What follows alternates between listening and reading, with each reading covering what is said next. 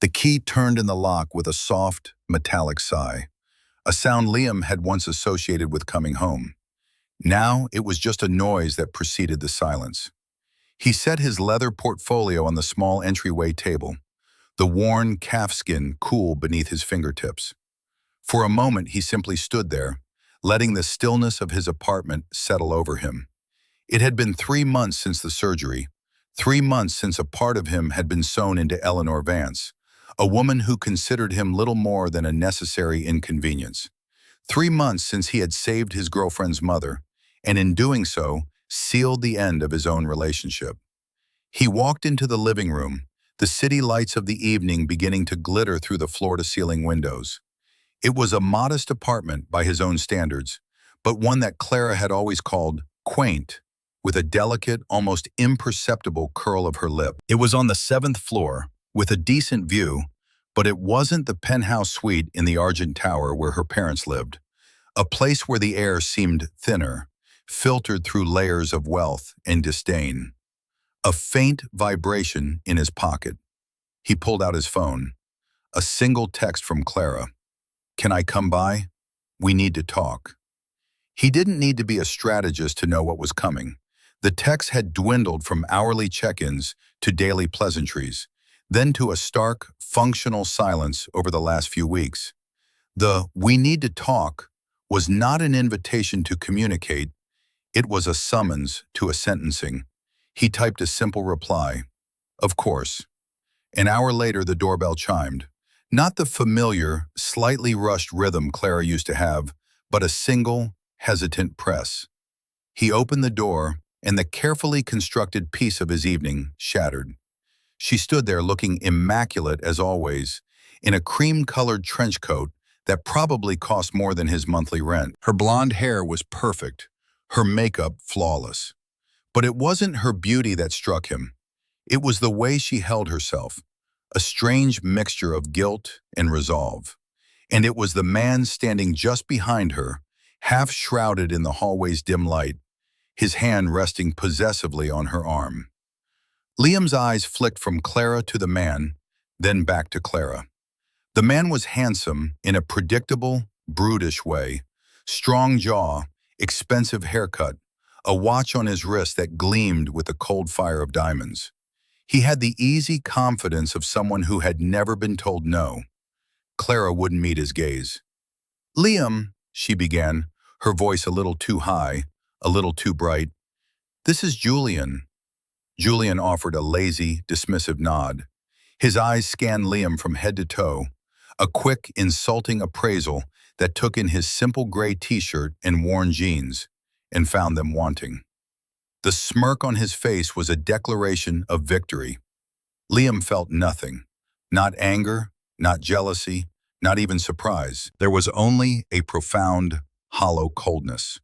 He had given this woman's family a part of his own body, a kidney, an organ humming away inside her mother at this very moment, filtering her blood, keeping her alive. He had endured weeks of pain, a long and arduous recovery, all for the woman standing in his doorway. And she had brought her new man to his home to deliver the final blow. They thought he was a stepping stone they had finished using. They believed he was a simple, unambitious man they could discard without consequence. They didn't know who he really was. And they had no idea that the quiet architect they had so thoroughly underestimated had just finalized a deal that would bring their entire, glittering world crashing down around them. Within 6 months, everything they valued, their status, their company, their reputation, would be in his hands. And so the story begins. I hope you'll stick around to see how it ends. We love creating these stories for you, and your support means the world. If you're enjoying it so far, do us a favor and hit that like button and subscribe to the channel so you don't miss what happens next. And let us know in the comments where you're watching from. We love to see how far our stories travel. Now, let's get back to it. The roots of their disdain had been planted long before any talk of failing organs and life-saving surgery. They had taken hold a year prior, at a dinner party in the Vance's penthouse apartment. It was the first time Liam was to meet Clara's parents, Richard and Eleanor, and Clara had spent a week coaching him. "Just be yourself," she'd said, a phrase that was immediately followed by a list of things he should not be. "Don't talk about the structural integrity of affordable housing projects. Don't mention your volunteer work. And for heaven's sake, when Dad asks you what you do, just say, 'Architect.' Don't elaborate." The apartment was an exercise in opulent sterility. White marble floors stretched into the distance, reflecting the cold light of recessed LEDs. Art hung on the walls, huge abstract canvases of clashing colors that seemed chosen to fill space rather than evoke emotion. It felt less like a home and more like the lobby of a bank that was too big to fail. Richard Vance was a man forged in the crucible of ruthless business.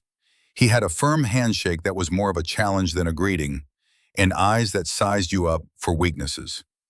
Eleanor, his wife, was the gatekeeper of their social standing. She moved with a liquid grace, her smile a beautiful, sharp weapon she wielded with precision. "Liam," Richard had boomed, clapping him on the shoulder. "Clara tells us you're an architect."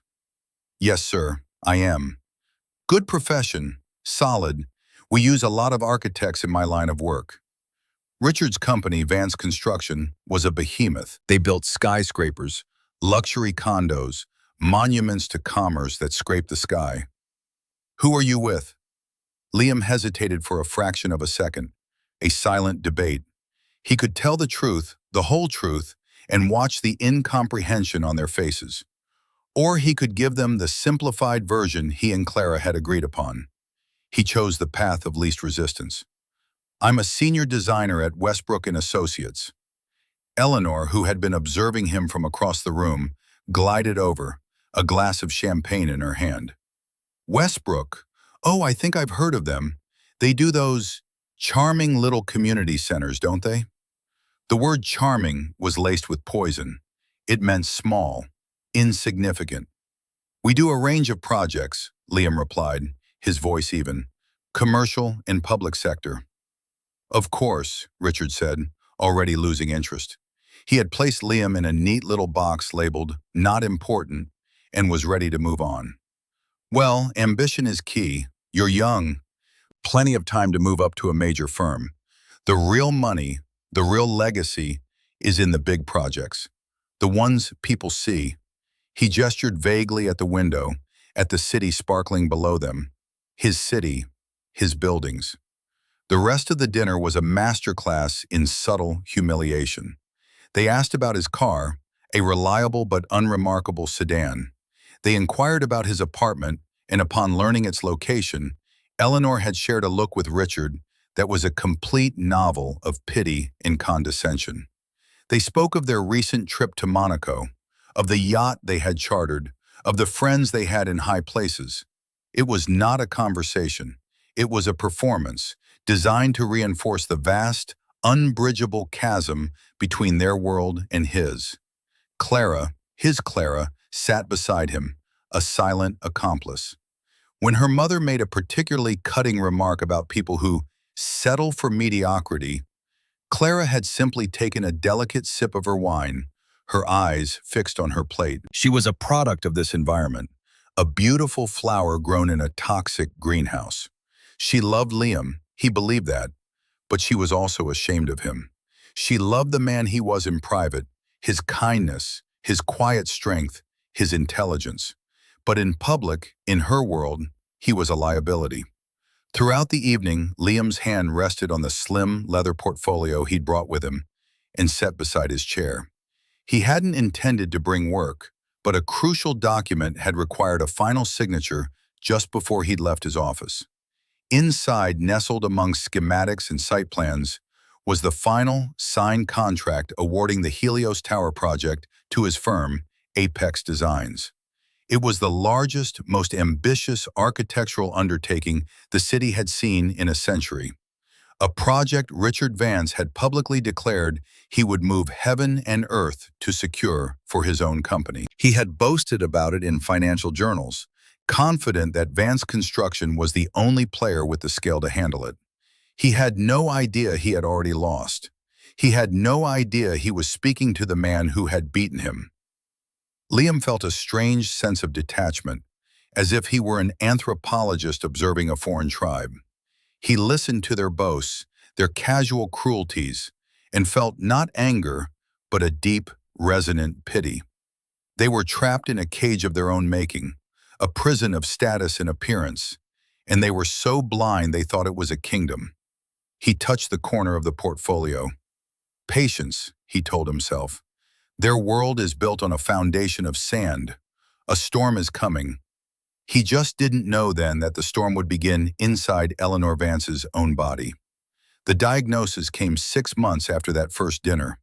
It arrived not with a dramatic crash, but with a creeping fatigue, a persistent malaise that Eleanor initially dismissed as stress. But then came the swelling in her ankles, the metallic taste in her mouth, the exhaustion that no amount of sleep could cure.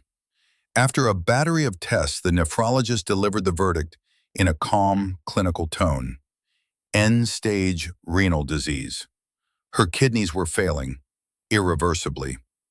The news ripped through the Vance family's carefully curated world like a shockwave. Sickness was an indignity, an imperfection they couldn't tolerate. It was something that happened to other people. Eleanor, who prided herself on her discipline and control, was suddenly at the mercy of a failing organ. Dialysis was presented as a temporary bridge, a grim, life-sustaining tether, but the only real solution was a transplant. A frantic search for a donor began. The Vances, who could buy anything they desired, were now faced with a problem that money alone could not solve. Richard threw his wealth at the problem, pulling strings to get Eleanor to the top of every transplant list, consulting with the best doctors in the country. But the waiting list was years long, and Eleanor's health was declining rapidly. The focus turned inward to the family. A living donor was the best hope. Clara was tested immediately, her face pale with fear and a sense of filial duty. She was not a match. The news was delivered with a strange mix of disappointment and palpable relief, a combination of emotions that shamed her. Richard, a man in his late 50s with a history of high blood pressure and a lifestyle fueled by steak dinners and expensive scotch, was ruled out by his doctors almost immediately. They had a small, distant family, a handful of cousins who, when contacted, offered their prayers, but not their organs. The penthouse, once a stage for social triumphs, became a silent, tense waiting room. Eleanor grew weaker, her vibrant energy fading, replaced by a brittle fear. Richard paced the marble floors, his phone permanently attached to his ear, his usual booming confidence eroded by a helplessness he had never before experienced. Liam watched from the periphery. He brought Clara food she didn't eat, offered comfort she couldn't accept, and listened to her tearful, late-night phone calls. He saw the raw fear beneath her family's arrogant exterior. He saw a daughter terrified of losing her mother, and in that fear he saw the Clara he had first fallen in love with, the one who existed apart from the suffocating influence of her parents. He made the decision quietly, without fanfare. He didn't tell Clara. He didn't want it to be a discussion or a negotiation. He went to a different hospital, using his own insurance, and had himself tested. He knew the odds were slim, but he had to try. A week later, a nurse called him. "Mr. Sterling," she said, her voice professional but warm. "We have your results. You're a match for Eleanor Vance. A very strong one, actually. O-negative blood type, and your HLA markers are an unusually close match." Liam closed his eyes. He felt a profound sense of calm settle over him. It was as if a path that had been shrouded in fog had suddenly become clear. He knew what he had to do. That evening, he went to the Vance penthouse. The atmosphere was heavier than ever. Eleanor was resting in her room, and Richard was on a business call, his voice a low, angry murmur from his study. Liam found Clara on the balcony, staring out at the city lights, her arms wrapped around herself against the chill. "Any news?" he asked gently. She shook her head, not looking at him. "Nothing. We're running out of time, Liam. The doctors say she's getting weaker. Dialysis it's awful. It's keeping her alive, but it's not a life. He stood beside her, looking out at the glittering tapestry of the city. He could see the half-finished skeleton of a new skyscraper in the distance, a project by one of Richard's competitors. He knew its structural load calculations by heart. "I got tested," he said, his voice quiet, almost conversational. Clara turned to him then, her eyes wide with confusion. "Tested? What are you talking about?" "For Eleanor, to be a donor." She stared at him, her mouth slightly agape. "You… what? Why would you do that? You didn't even tell me." "I didn't want to get your hopes up if it was for nothing," he said simply. "But it wasn't for nothing." He held her gaze. "I'm a match, Clara. A perfect one." For a moment she was speechless. Tears welled in her eyes and a sound escaped her throat, a sob of pure, unadulterated relief. She threw her arms around him, burying her face in his chest. "Liam! Oh my God, Liam, you're serious? You would do that?" "I am, and I will," he said, holding her tight. Her relief was so immense, so overwhelming, that for a few precious minutes it eclipsed everything else. But then, as her sobs subsided, the complexity of the situation began to settle in. She pulled back, wiping her eyes. "We have to tell them," she said, her voice trembling. She took his hand and led him inside, to Richard's study. She knocked and entered without waiting for a reply. Richard looked up from his desk, his face a mask of irritation at the interruption. "What is it? I'm on an important call." "Dad, hang up," Clara said, her voice firm. Richard, surprised by her tone, mumbled an apology into the phone and ended the call. "This had better be important." "It is," Clara said, her grip on Liam's hand tightening. "Liam, he has something to tell you." Richard's eyes shifted to Liam, impatient and dismissive. "Well, what is it?" Liam met his gaze directly. He did not feel like a savior or a hero. He felt like a man presenting a solution to a logistical problem. "I was tested as a potential kidney donor for Eleanor," he said. "I'm a perfect match. I've agreed to proceed with the donation." The effect of his words was instantaneous. The tension in Richard's shoulders vanished. The hard lines on his face softened. He looked from Liam to Clara and back again, a slow dawning of comprehension on his face.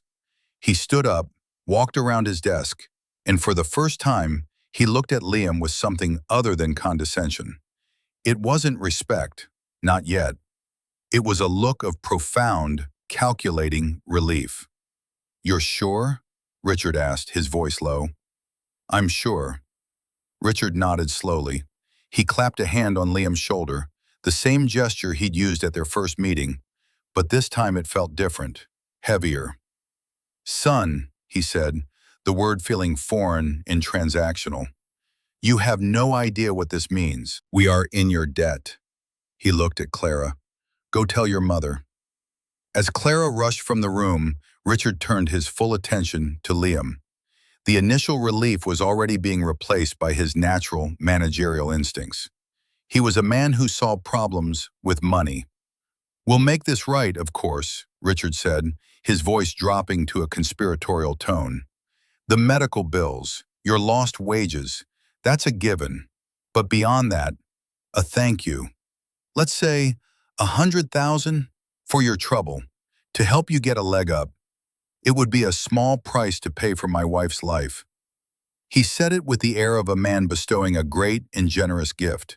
He expected gratitude, perhaps even a tearful acceptance.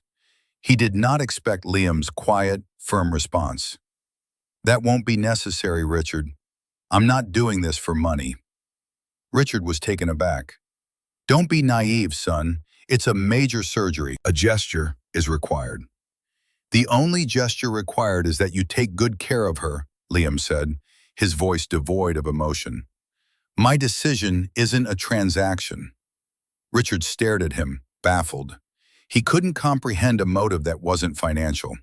He saw Liam's refusal not as a mark of integrity, but as a poor negotiating tactic. He mentally filed it away to be dealt with later. For now, he had what he wanted: a solution, a spare part for his wife, sourced from the most unlikely of places. The weeks leading up to the surgery were a surreal blur of medical appointments and strained family interactions. Liam was subjected to an exhaustive series of tests: blood work, imaging, psychological evaluations. He was poked, prodded, and scanned, his body reduced to a set of data points and biological markers. Through it all, he remained a figure of quiet composure. The Vance family's attitude toward him had shifted, but not in the way one might expect. Their initial, overwhelming relief had quickly curdled into a kind of proprietary entitlement. Liam was no longer Clara's unimpressive boyfriend. He was the donor. He was a vital asset, a resource to be managed. Their conversations with him were logistical, focused on his health only as it pertained to the viability of his kidney. "Are you eating well, Liam?" Eleanor would ask over the phone, her voice thin but imperious. "The doctors say you need to avoid alcohol completely and get plenty of rest. We need you in top condition." It was never, "How are you feeling?" It was always a directive, a reminder of his function. He felt less like a person making a profound sacrifice and more like a prize racehorse being prepared for a stud career. Richard, true to his nature, tried to control the situation through financial means. Despite Liam's refusal, Richard had his accountant call Liam's office to arrange compensation for his time off. Liam had to politely but firmly instruct his own office manager, a woman who knew his true position as the firm's owner, to decline the offer. The call had been a source of quiet amusement at Apex Designs. "Mr. Vance's office called again," she had told him, suppressing a smile. "They seem very concerned about your $75 an hour billing rate." The disparity was jarring. In his life as Liam Sterling, senior designer at Westbrook, he was an object of the Vances' condescending charity. In his real life as Liam Sterling, founder of Apex Designs, his personal time was billed to elite clients at 10 times that rate, and he was currently overseeing a project with a budget that could buy and sell Vance Construction 3 times over. One evening, a week before the surgery, Clara came to his apartment. She brought with her a thick document. "It's from my dad's lawyers," she said, avoiding his eyes as she placed it on the coffee table. "It's just a formality, a waiver, acknowledging the risks, indemnifying the surgeons, that sort of thing." Liam picked it up. It was indeed a standard legal waiver, but buried in the dense legalese was a clause that made his blood run cold. It was a statement affirming that the donation was being made voluntarily and without expectation of any continued social or familial relationship with the recipient's family. It was a preemptive social severing, a legal document laying the groundwork for his eventual dismissal from their lives. They were ensuring that his sacrifice would not indebt them to him in any way he could leverage. He looked at Clara. "Did you read this?" "I glanced at it," she said, her gaze fixed on a spot on the wall behind him. "Dad said it's just standard procedure to protect everyone." "To protect everyone," Liam repeated softly. He closed the folder and placed it back on the table. He would sign it, of course. His decision was not contingent on their approval or their future kindness. But the document was a stark, brutal confirmation of their view of him. He was a temporary solution, a means to an end.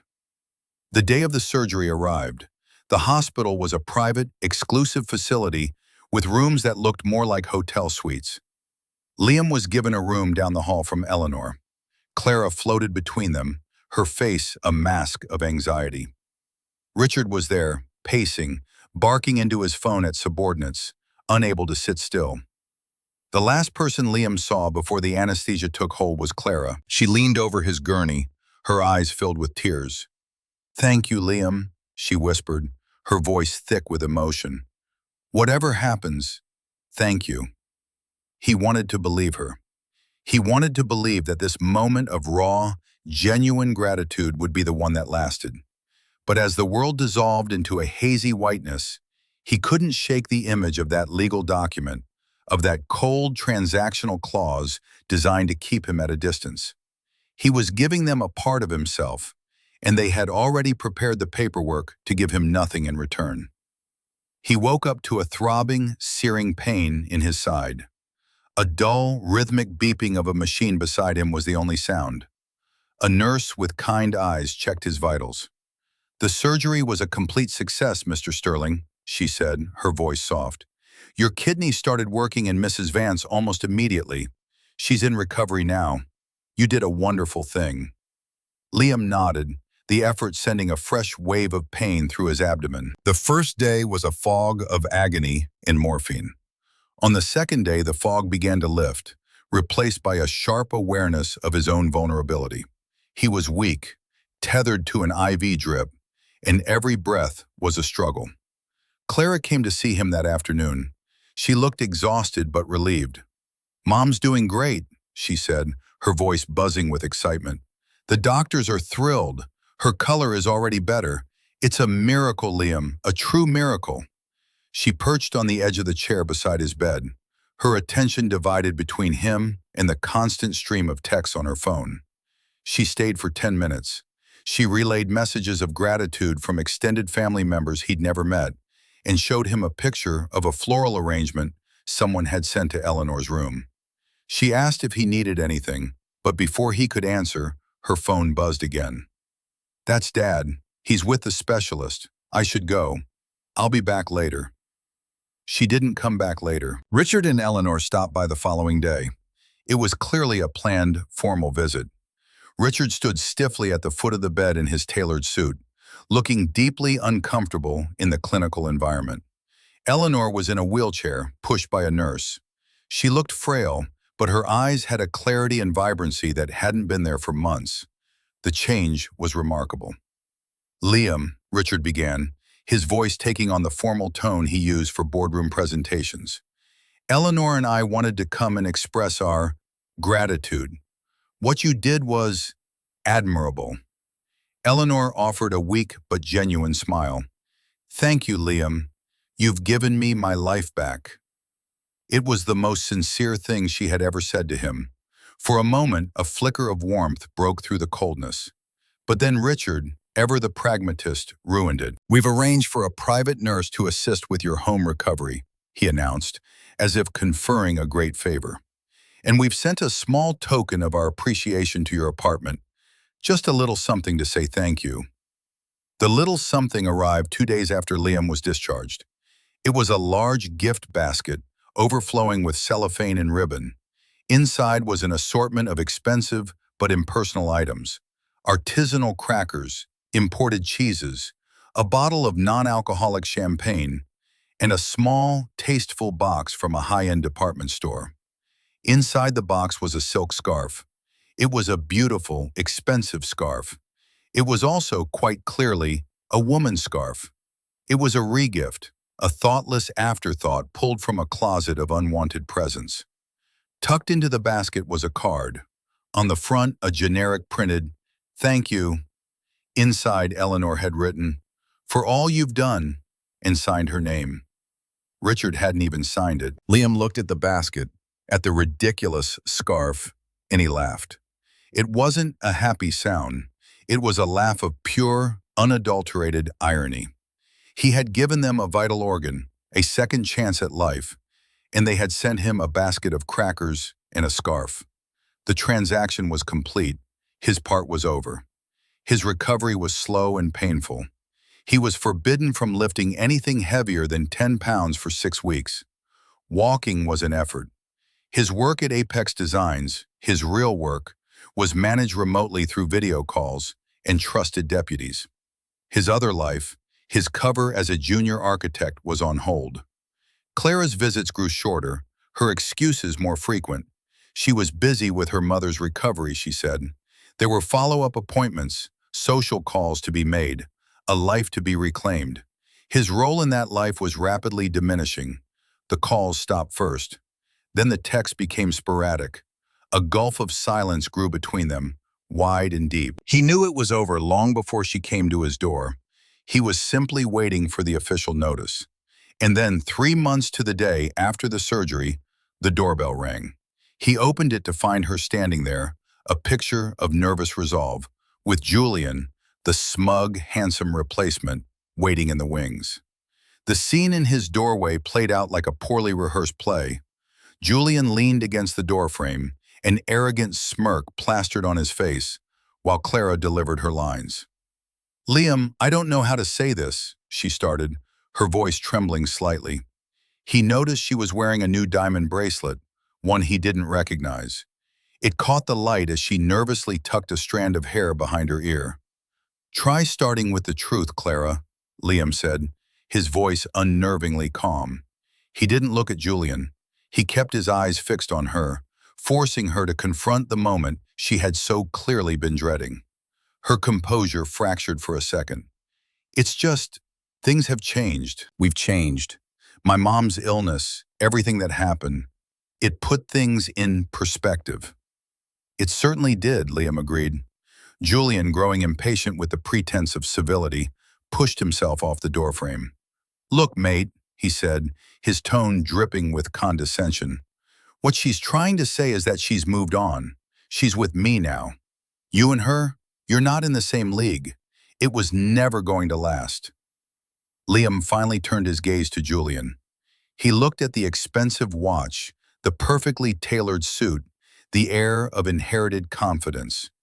Julian was the physical embodiment of everything the Vances valued: wealth that was visible, status that was loud. He was not a man who built things. He was a man who bought them. "I see," Liam said, his voice quiet. He looked back at Clara. Her face was a mixture of guilt and defiance. She was ashamed of what she was doing, but she was also desperate for it to be over. "I'm sorry, Liam. I truly am," she said, the words sounding hollow and practiced. "We're just on different paths. I need someone who understands my world, my family, someone with ambition." The word hung in the air between them. Ambition. The same word her father had used all those months ago at that first disastrous dinner party. The same accusation they had leveled at him, judging his quiet, steady life as a failure. They had no idea. "I think I understand perfectly," Liam said.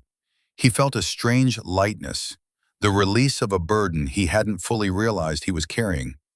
His love for her had been entangled with a hope that she would one day see past the shallow values of her family.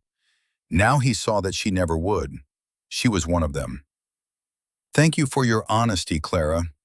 His calmness seemed to unnerve her more than any outburst would have. She had expected anger, tears, pleading. She was not prepared for his quiet dignity. "Well," she said, taking a step back, pulling her coat tighter around herself. I'll get my things from your closet another time." "There's no need," Liam said. "I'll have them sent to your parents' address.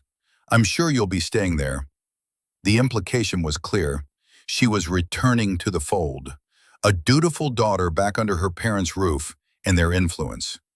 A flash of anger crossed her face, quickly suppressed. Julian put his arm around her, pulling her away. "Come on, darling. We're done here." He gave Liam one last triumphant smirk. "No hard feelings, right?" Liam simply looked at him, his expression unreadable. He didn't reply. He watched them walk down the hallway, their footsteps echoing. Clara never looked back. He closed the door, and the soft, metallic sigh of the lock turning felt, for the first time, like freedom. He walked back to the entryway table and picked up his leather portfolio. He opened it. On top lay the press release his marketing director had prepared for him to review. It was scheduled to go out in 2 weeks.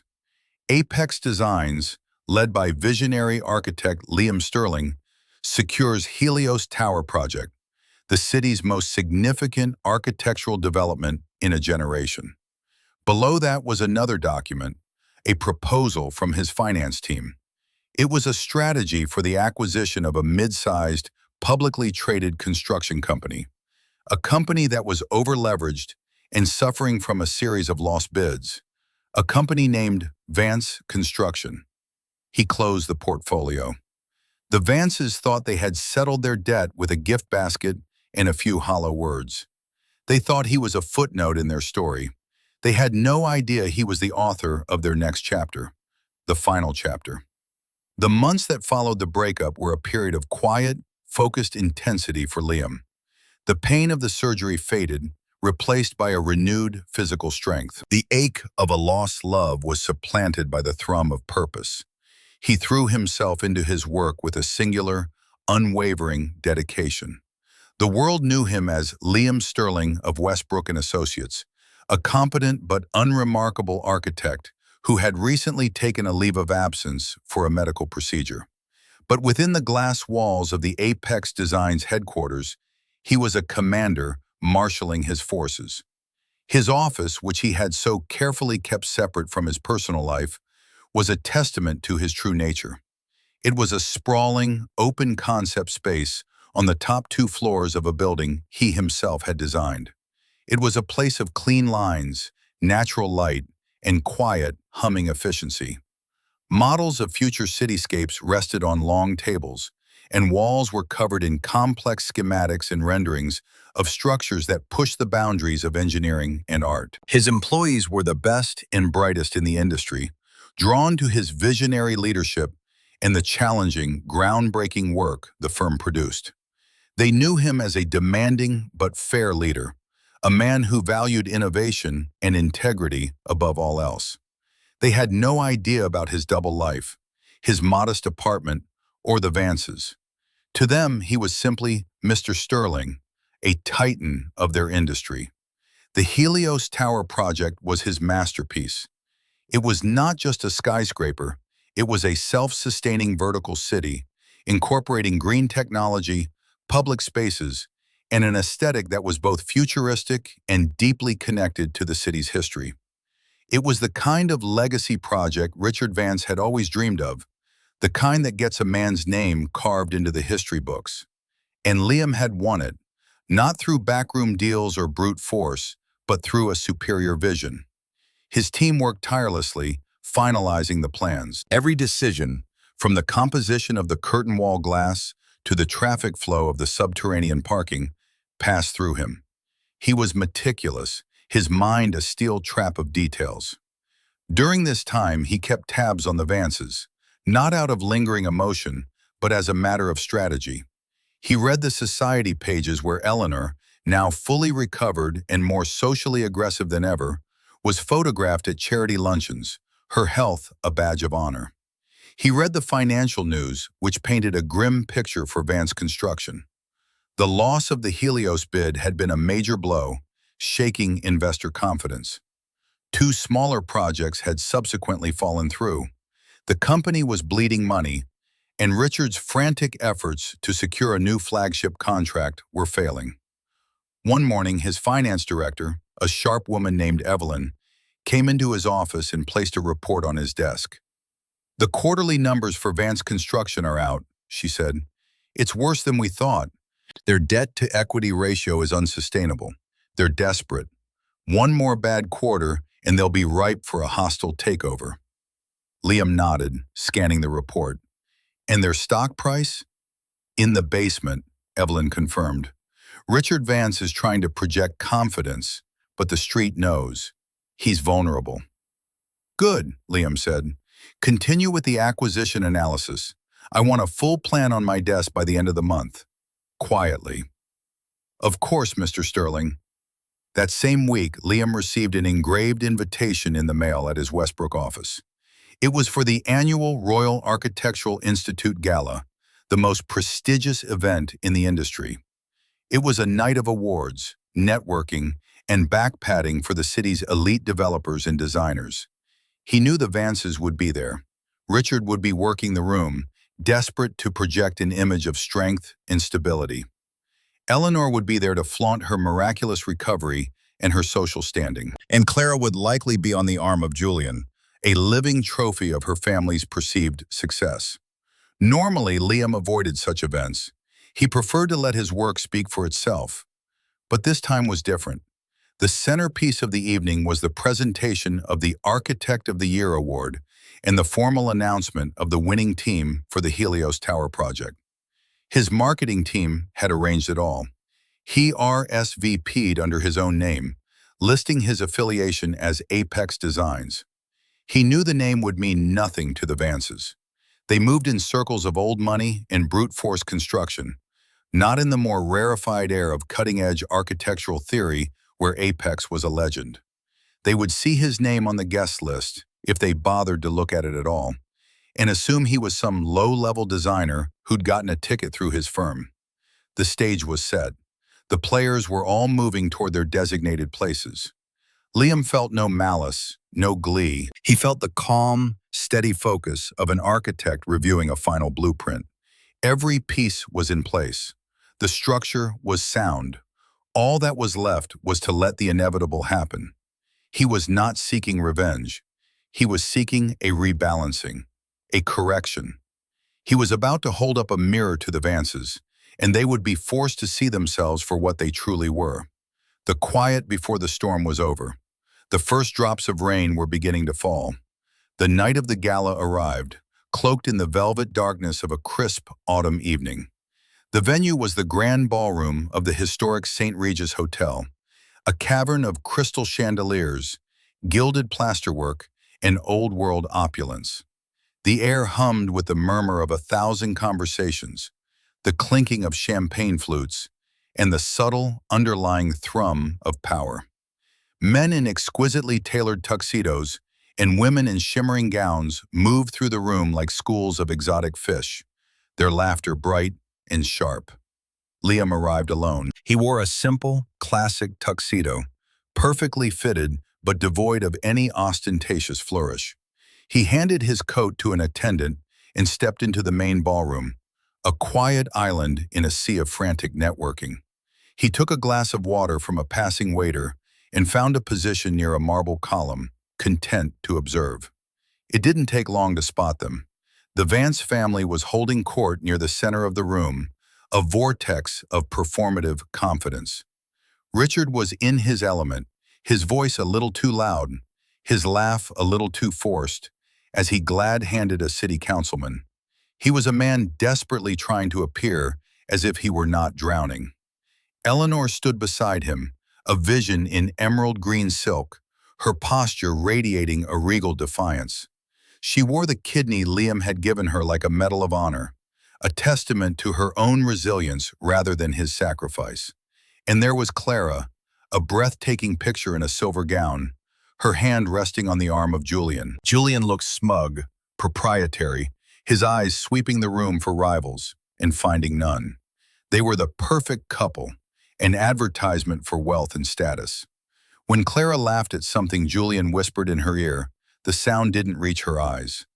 Their gazes eventually swept the room and landed on Liam. He saw the flicker of recognition, followed instantly by a wave of annoyance. Clara's smile tightened. Richard's eyes narrowed, a silent question of what he was doing there. Eleanor simply looked through him, as if he were a waiter who had strayed from the service corridors. Liam held their gaze for a moment, offering a small, polite nod before turning his attention back to the room. He had made his presence known. The first move on the chessboard was complete.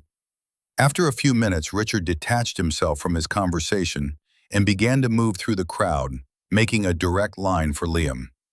It was a predator's walk, meant to intimidate. "Sterling," Richard said, his voice low and tight.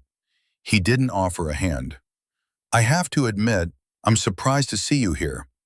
"It's the biggest night in the industry, Richard," Liam replied calmly. "Where else would an architect be?" "Yes, but this is the top floor," Richard said, gesturing around the opulent room. "Tickets aren't cheap. I assume Westbrook sprung for a table?" He was trying to place Liam, to put him back in the box of a low-level employee. "Something like that," Liam said, taking a slow sip of his water. Richard leaned in closer, his voice dropping. "Listen, son, I don't know why you're here, but let's be clear. There are people here, important people, who I'm in delicate negotiations with. The last thing I need is for my daughter's past to become a distraction. Do you understand? It was a threat, wrapped in a thin veneer of fatherly concern. Stay away. You are an embarrassment. My presence is a distraction? Liam asked, a note of genuine curiosity in his voice. You know what I mean, Richard snapped, his patience wearing thin. Your association with my family is over. Clara has moved on. We've all moved on. We're grateful for what you did, but that debt has been paid. Paid? Liam repeated the word softly. He thought of the gift basket, the woman's scarf. Is that what you think? Before Richard could respond, Julian and Clara joined them. Julian draped a possessive arm over Richard's shoulder. Everything all right here, Richard? He asked, his eyes locking onto Liam. This guy bothering you? Just clearing up a misunderstanding, Richard grumbled. Clara looked at Liam, her expression a complex storm of guilt, pity, and irritation. Liam, what are you doing here? She asked, her voice a sharp whisper. This isn't your world. You don't belong here. And why is that? Liam asked, his gaze steady. Because you just don't, she said, her voice rising with frustration. This is for the biggest players, the people who are actually building the city, not just designing community centers. The insult, a direct echo of her mother's from that first dinner, was delivered with the precision of a surgeon's scalpel. Liam felt a profound sadness for her. She was so blinded by her father's definition of success that she couldn't see the truth, even when it was standing right in front of her. You should probably go, mate, Julian said, stepping forward, using his height to try and loom over Liam. Find the junior associates table. I'm sure there's some lukewarm chicken waiting for you. The four of them stood there in a tight, tense circle. The Vances and their new proxy, Julian, united in their condescension.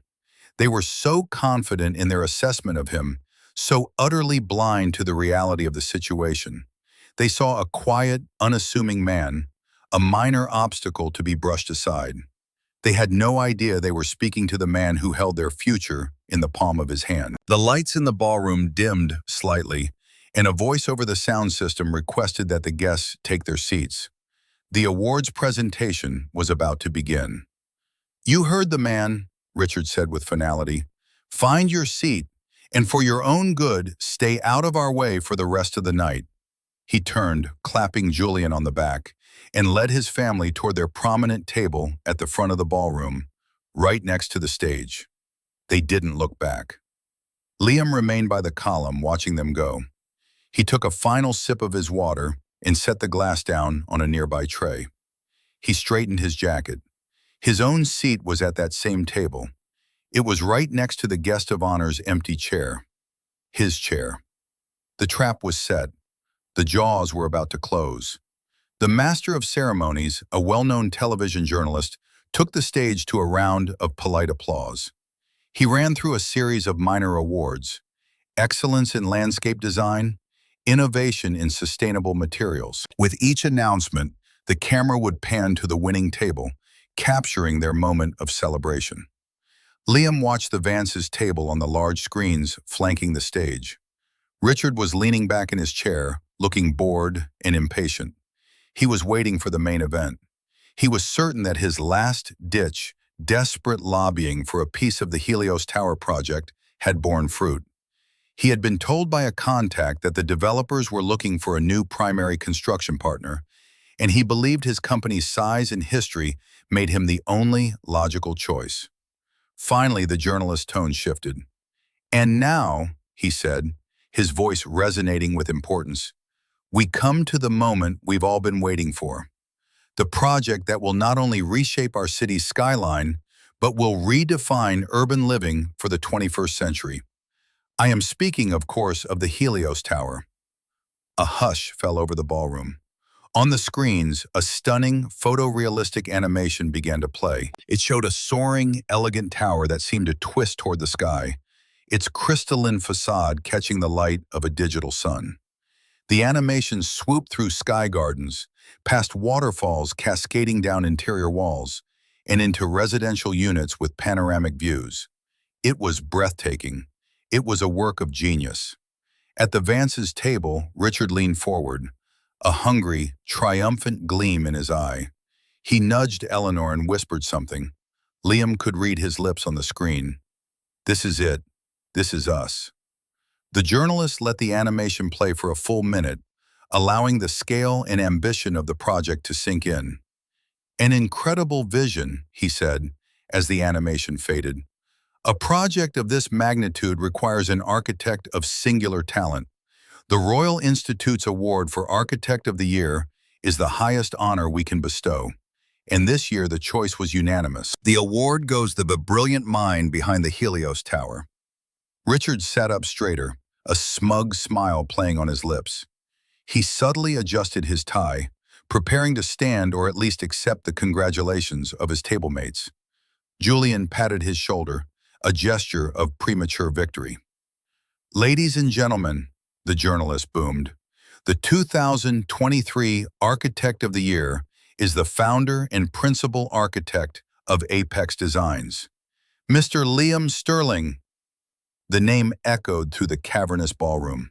For a moment, there was a stunned silence, followed by a wave of enthusiastic applause from those in the industry who knew of Apex and its enigmatic, rarely seen founder.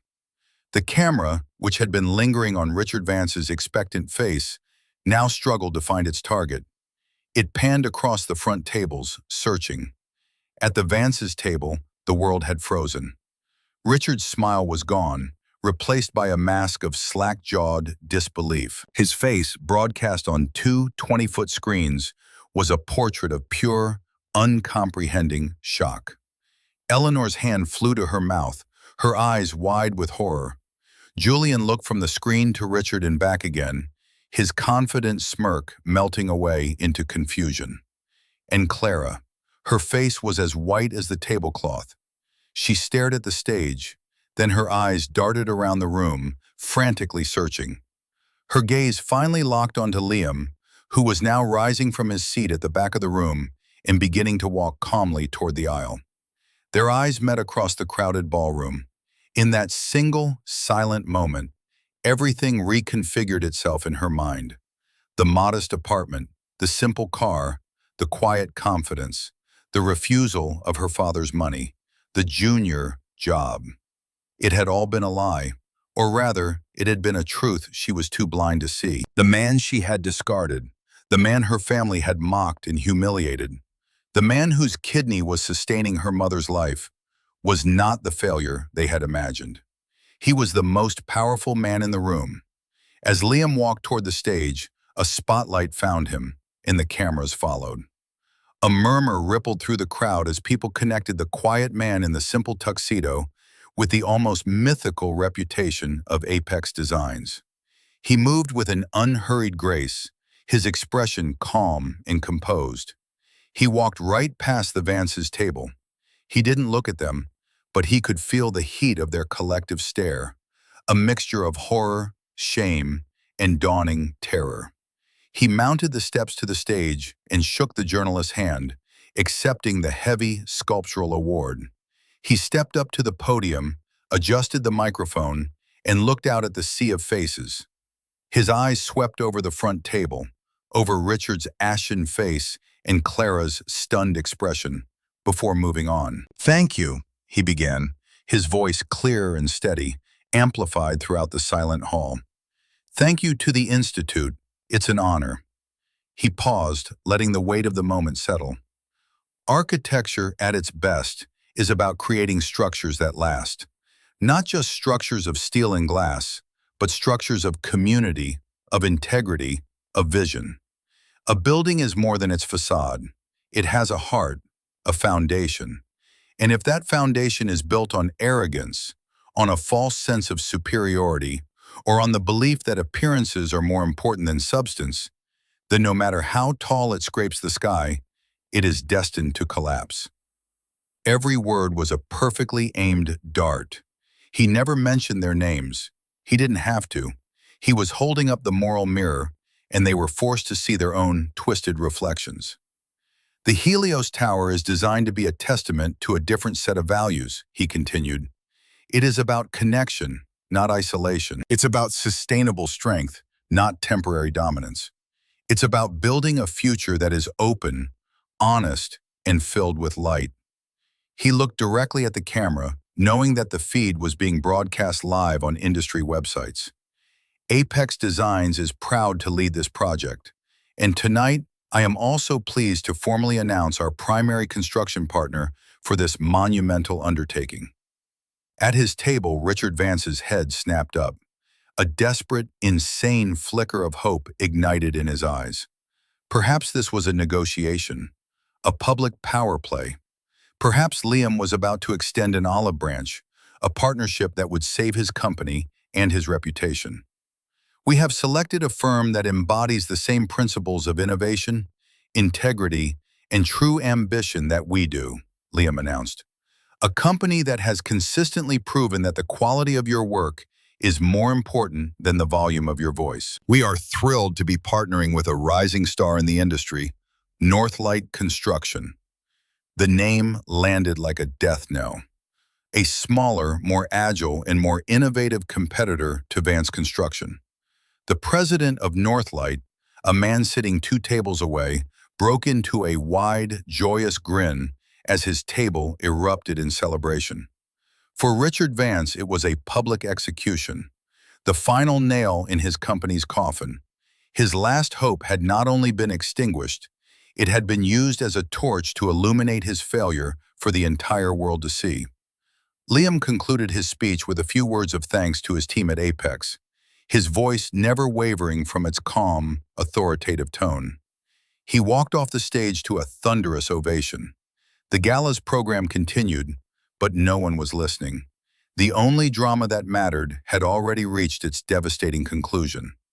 As soon as the applause for Liam's speech died down, a frantic, desperate energy seized the Vance table. The facade of aristocratic calm had been shattered, leaving behind the raw, ugly reality of their situation.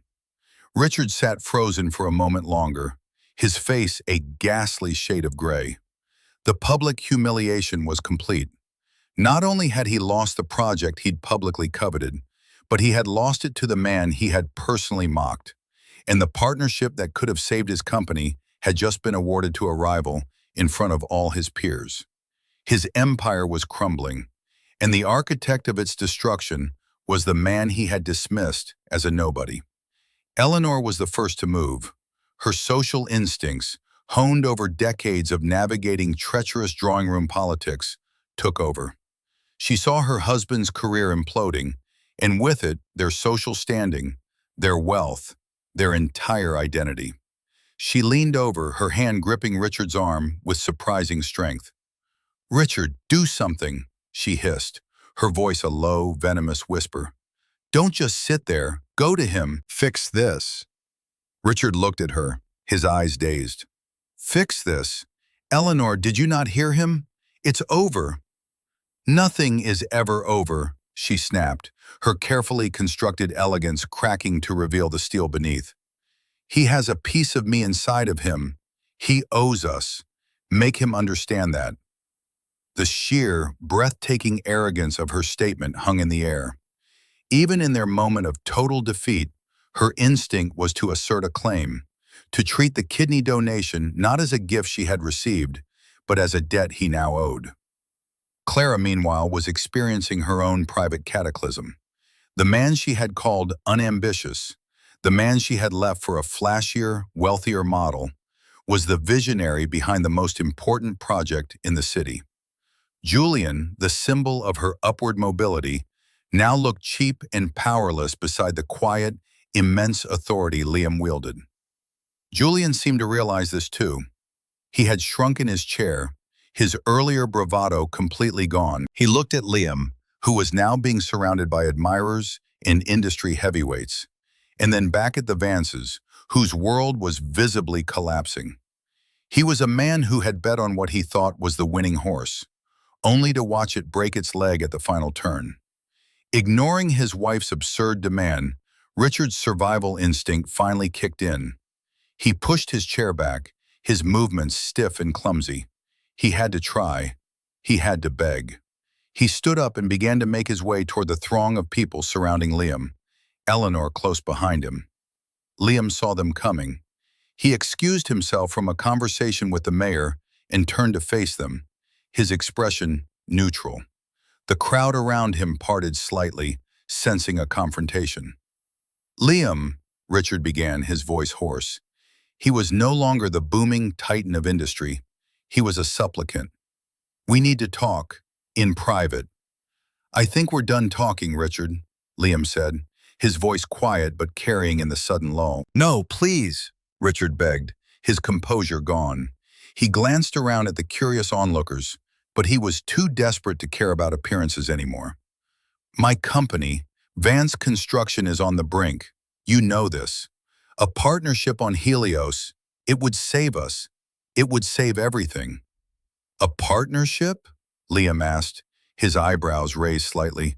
"Why would I partner with a company whose leadership I don't respect?" The directness of the blow made Richard flinch. It was then that Eleanor stepped forward, her face a mask of righteous fury. "How dare you," she said, her voice trembling. "After what we did for you, we welcomed you into our home." Liam stared at her, a flicker of disbelief in his eyes. "You welcomed me? You tolerated me, Eleanor. You mocked my job, my life, my ambition. You treated me as if I were a piece of furniture. And when you needed something from me, you treated me like a spare part for your own body." He then turned his gaze back to Richard. "Let me be perfectly clear. You didn't want a partner, you wanted a subordinate. You wanted someone to whom you could dictate terms. You made your assessment of my worth a long time ago." He paused and his voice dropped, becoming colder, more precise. "You called my life mediocre. You advised me to find more ambition. You pitied my charming little job. You stood by while your wife and your daughter's new boyfriend insulted me in my own home, just hours after I was deemed healthy enough to go back to my life after giving you a part of mine. A debt was paid, you said. Let me assure you, Richard, a debt is about to be collected, but it will not be by you."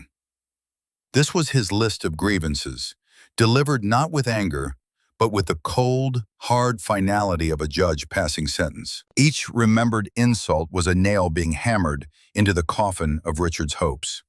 Richard seemed to shrink, the weight of Liam's words crushing him. He had no defense. Everything Liam said was true. Clara had watched this entire exchange from the table, horrified and paralyzed. She saw her parents being publicly dismantled, her family's legacy turning to dust. She finally found the strength to move, rushing to her father's side. "Liam, please," she said, her voice pleading. She looked at him, her eyes swimming with tears. "Don't do this. For me." Liam looked at her, the woman he had once loved, the woman for whom he had endured so much. He felt a deep, profound wave of pity, but no longer any affection. "For you, Clara?" he asked softly. "The time to ask me for something for you was when you stood by and let your family humiliate me. It was when you failed to defend me. It was when you showed up at my door with another man, telling me I lacked ambition. You made your choice. You chose their world, their values, and now you get to live with the consequences of that choice." He gave them one last lingering look. Richard, broken, Eleanor seething with impotent rage, and Clara, weeping in the ruins of the world she had so desperately clung to. Without another word, he turned his back on them and walked away, rejoining the conversation with the mayor as if nothing had happened. The Vances were left alone in the middle of the room, isolated in their spectacular downfall, the object of 100 pitying and scornful stares. The reversal was complete. The powerful were now powerless, and the man they had underestimated now held all the cards.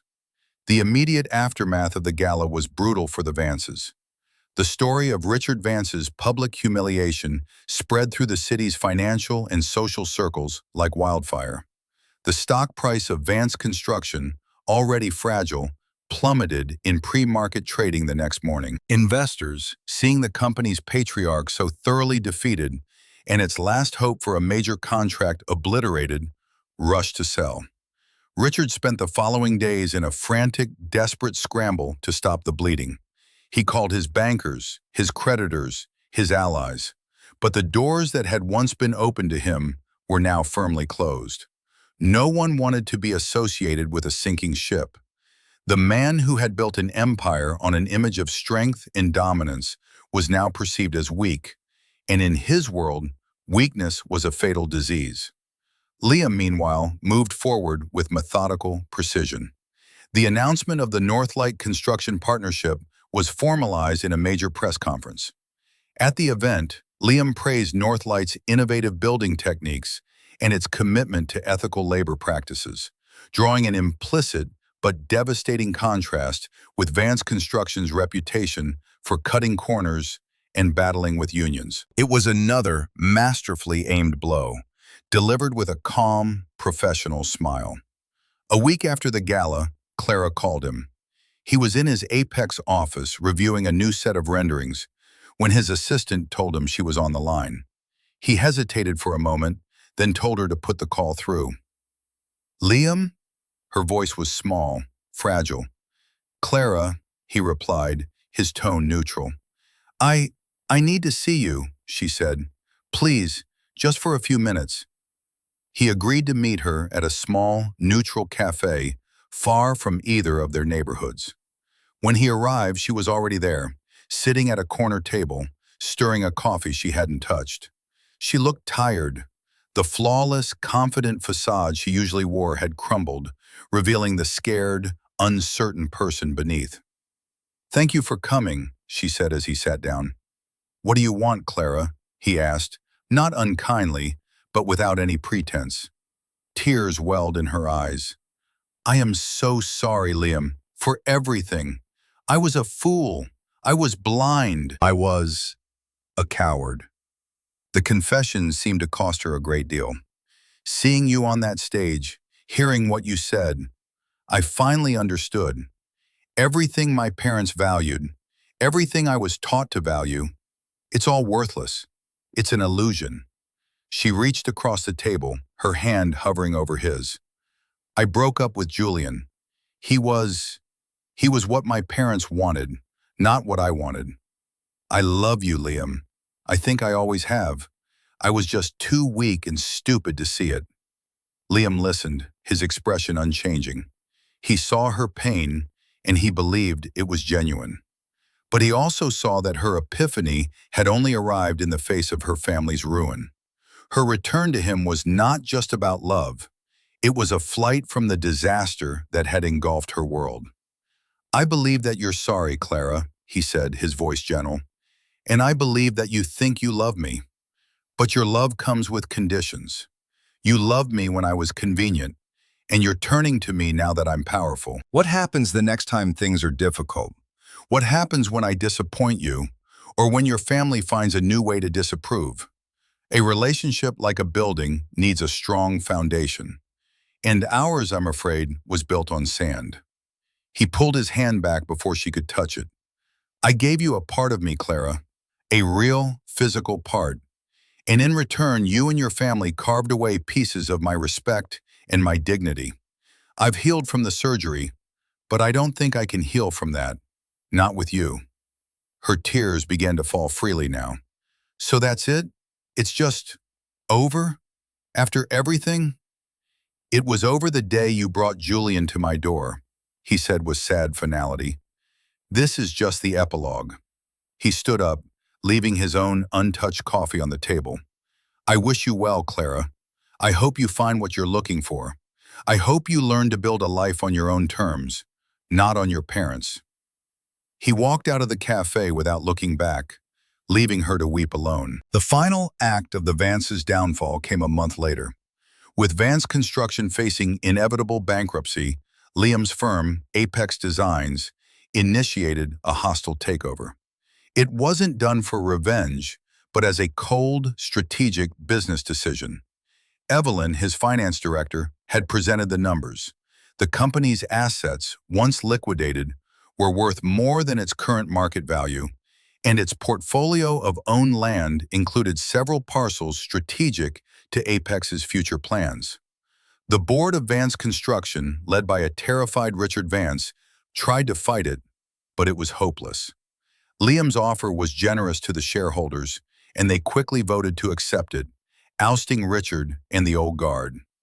In a final, brutal irony, Liam Sterling, through a subsidiary of Apex, became the new owner of the company that had once been the source of Richard Vance's entire identity and power. He did not dismantle the company entirely. He installed new leadership, the former president of Northlight, his new trusted partner, and tasked them with restructuring it, rebranding it, and rebuilding it on a foundation of integrity. He saved the jobs of the rank-and-file employees, the ones who had been loyal to a company whose leadership had failed them. The Vances were ruined. They had to sell the penthouse apartment to cover their debts. Richard, stripped of his company and his reputation, became a ghost, a recluse in a much smaller, rented house in the suburbs. Eleanor, whose health was good but whose social life was non-existent, was forced to confront a life without the status and admiration she craved. She had her health, but she had lost everything else. Poetic justice, Liam thought, was a design of breathtaking symmetry. 6 months after the gala, Liam stood on the observation deck of a skyscraper overlooking the city.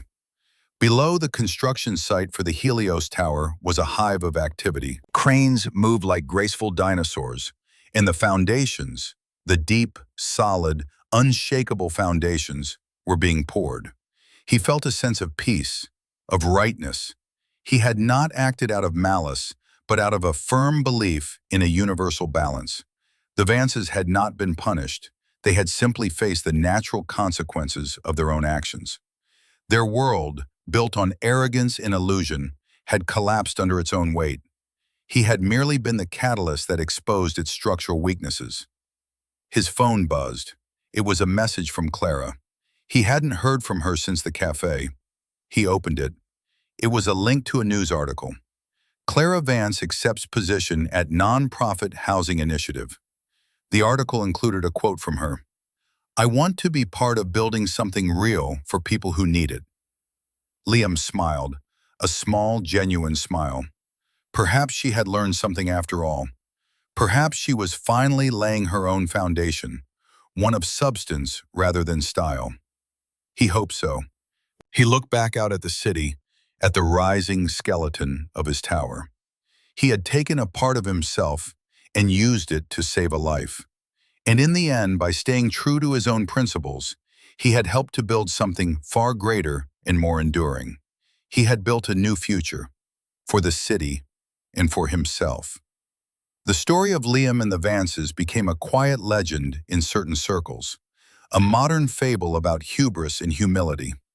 It served as a potent reminder that a person's true worth is not measured by the car they drive, the title on their business card, or the floor their apartment is on. True worth is in the integrity of one's foundation. It's in the quiet strength to endure, the vision to create, and the courage to build something that will last. What do you think? Did the Vances get what they deserved? Was Liam right to refuse to forgive Clara? We all face moments where our character is tested, where we have to choose between what is easy and what is right. Let us know in the comments what you would have done in his situation. Your stories and perspectives are what make this community so special. Thank you for joining us on this journey. If you found this story of vindication satisfying, please give it a like and subscribe for more tales of justice and redemption. We have many more stories to tell, and we can't wait to share them with you. Until next time, remember to build your own life on a foundation of rock, not sand.